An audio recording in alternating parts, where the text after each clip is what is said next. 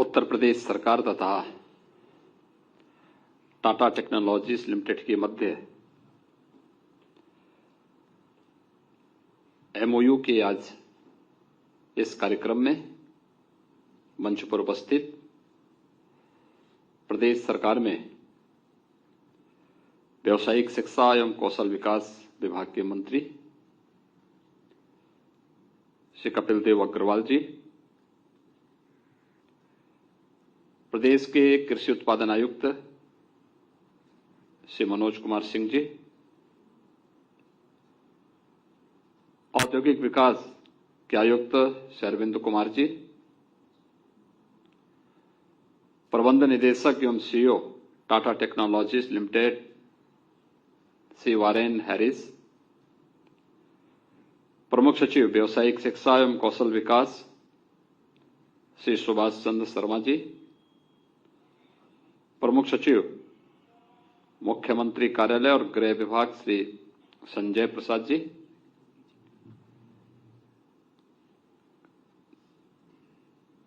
व्यावसायिक शिक्षा और कौशल विकास विभाग के सभी अधिकारीगण, टीटीएल से जुड़े हुए सभी अधिकारीगण और उपस्थित भाइयों बहनों, मेरे लिए प्रसन्नता का अवसर है जब देश की सबसे बड़ी आबादी का राज्य उत्तर प्रदेश का वोकेशनल एजुकेशन और स्किल डेवलपमेंट से जुड़ा हुआ यह विभाग आज एक नए युग में प्रवेश कर रहा है, जब टीटीएल के साथ इस एमओयू के संपन्न होने के बाद उत्तर प्रदेश के युवाओं के लिए तकनीकी दृष्टि से उन्नत और सक्षम बनने के लिए एक नया मंच प्रदेश के अंदर ही उपलब्ध हो रहा है। एमओयू के तहत 150 से अधिक 150 आईटीआई को प्रथम चरण में, जो हमारी गवर्नमेंट आईटीआई है, उन सबका टाटा टेक्नोलॉजीज के माध्यम से उनकी सहभागिता से उन्नयन का कार्यक्रम होना है। न्यू एज कोर्सेज उसमें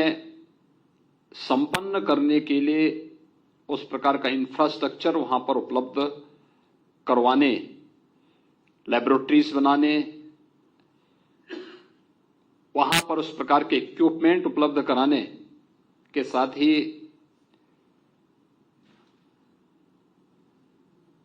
वहां पर अच्छे प्रशिक्षक, टाटा टेक्नोलॉजी से जुड़े हुए प्रशिक्षक और वोकेशनल एजुकेशन के प्रशिक्षकों को भी न्यू एज कोर्सेज के साथ जोड़ने के एक नए कार्यक्रम के साथ ही प्रतिवर्ष 35,000 युवाओं को प्रशिक्षित करने के साथ ही टाटा टेक्नोलॉजी से जुड़े हुए उनकी टाटा की जो सहभागी कंपनियां हैं, उनमें उन्हें ऑन जॉब ट्रेनिंग और अप्रेंटिसशिप की स्कीम के साथ जोड़ने का एक अभिनव कार्यक्रम आगे बढ़ेगा। मैं मानता हूं उत्तर प्रदेश के युवाओं के लिए एक अभिनव अवसर है और वोकेशनल एजुकेशन उत्तर प्रदेश का इस दिशा में एक नया मानक स्थापित कर सकता है। मैं इसके लिए इस एमओयू के संपादित होने के इस अवसर पर उत्तर प्रदेश के वोकेशनल एजुकेशन और स्किल डेवलपमेंट विभाग के साथ ही टाटा टेक्नोलॉजीज को इस कार्यक्रम को संपन्न करने के लिए हृदय से धन्यवाद देता हूं।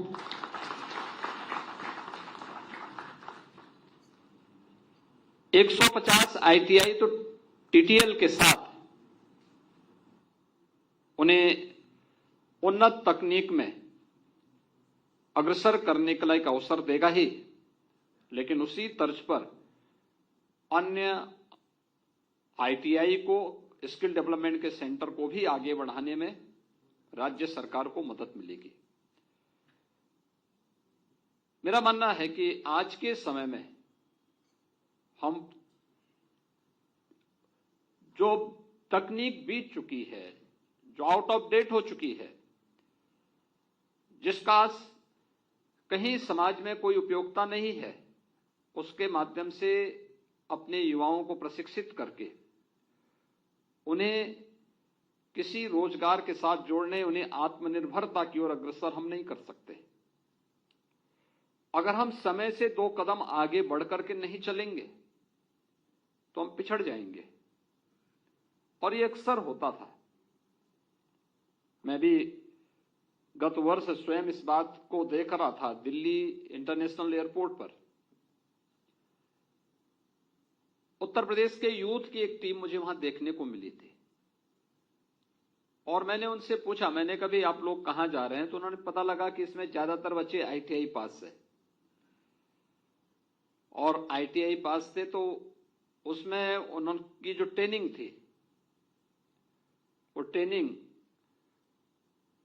पुराने समय की थी।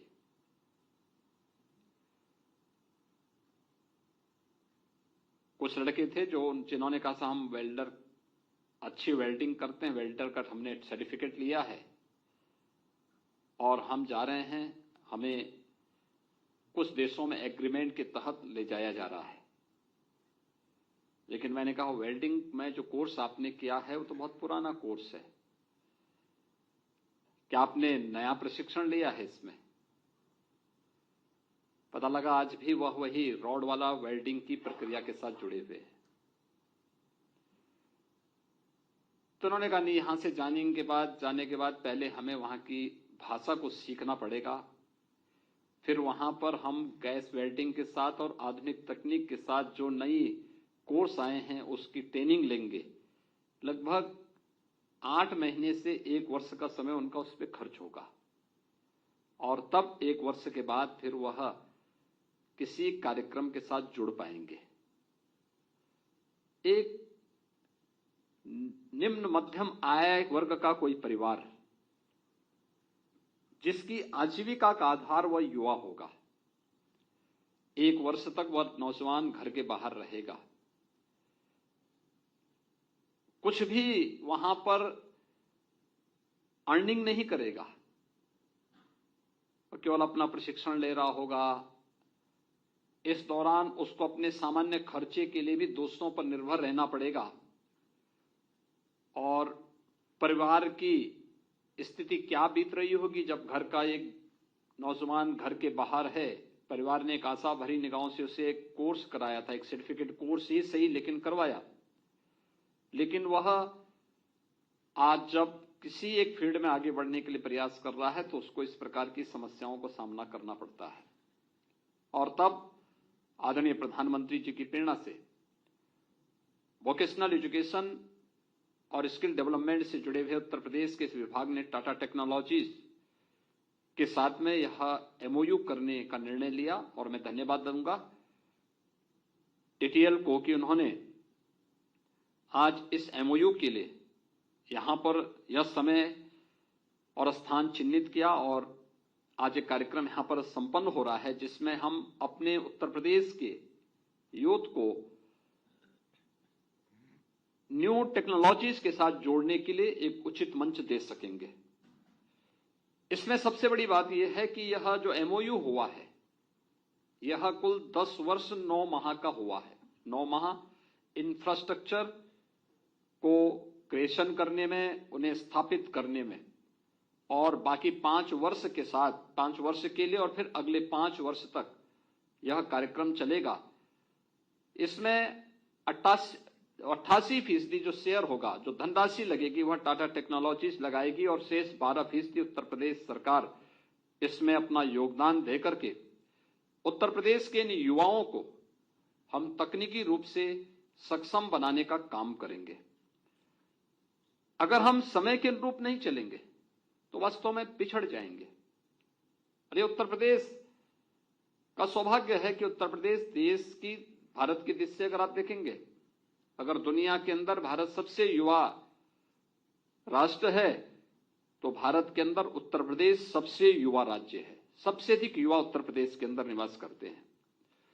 प्रदेश सरकार ने इस दिशा में प्रयास प्रारंभ किए हैं। हमने विश्वविद्यालयों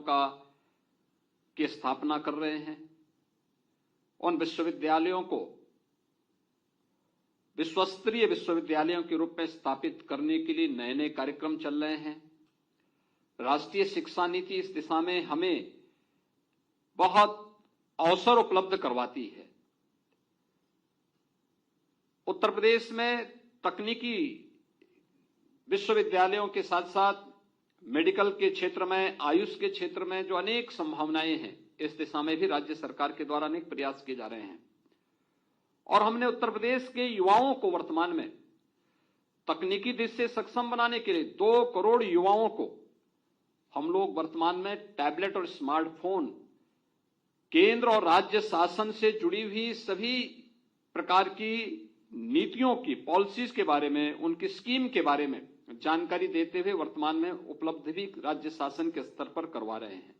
जिनमें से 20 लाख युवाओं को अब तक हम लोगों ने ये उपलब्ध करा दिया है। मेरा अनुमान है कि इस वर्ष लगभग हम 40 लाख युवाओं को ये सुविधा उपलब्ध करवाएंगे और अगले 5 वर्ष के अंदर हम लोग 2 करोड़ युवाओं को टैबलेट और स्मार्टफोन के इस सिस्टम के साथ जोड़ने का कार्य करेंगे। क्योंकि कोरोना जैसी महामारी के दौरान हम लोगों ने इस बात को देखा है कि हमारे सामने जब भी विगत 2 वर्षों के अंदर इस बात को हमने देखा था कि जब भी उनकी एग्जामिनेशन का समय आता था तो कोरोना महामारी आकर के सामने खड़ी हो जाती थी। शासन को मजबूरन उन्हें प्रमोट करना पड़ता था। हम लोगों ने विगत वर्ष कहा कि क्या हम इनकी ऑनलाइन एग्जाम करा सकते हैं। बहुत सारी जगह मेरे सामने इस बात की समस्या आई थी कि इनके पास लैपटॉप नहीं है, टैबलेट नहीं है, कैसे हो पाएगा। हम लोगों ने संस्थाओं से कुछ योगदान कराया, कुछ शासन से योगदान कराया। मेरा मानना है कि जब उत्तर प्रदेश के युवाओं के पास इस प्रकार की सुविधा होगी तो हम लोग इस व्यवस्था को और मजबूती के साथ आगे बढ़ा करके केवल प्रमोशन की आवश्यकता नहीं पड़ेगी, बल्कि हर एक युवा को अपनी क्षमता और अपने कौशल को प्रदर्शन करने का एक अवसर प्राप्त होगा।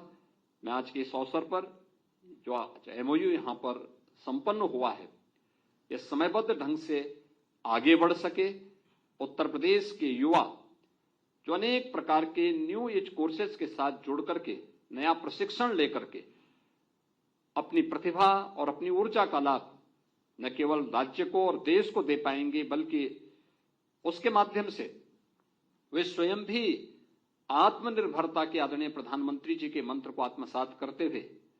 आत्मनिर्भर भारत की परिकल्पना में अपना योगदान दे पाएंगे। इस विश्वास के साथ एमओयू न केवल राज्य के युवाओं के लिए बल्कि टाटा टेक्नोलॉजीज के अभियान को भी आगे बढ़ाने में मदद करेगा। इस विश्वास के साथ मैं दोनों संस्थाओं को इसके लिए हृदय से धन्यवाद देते हुए आप सबके प्रति अपनी शुभकामनाएं देता हूं। धन्यवाद। जय हिंद।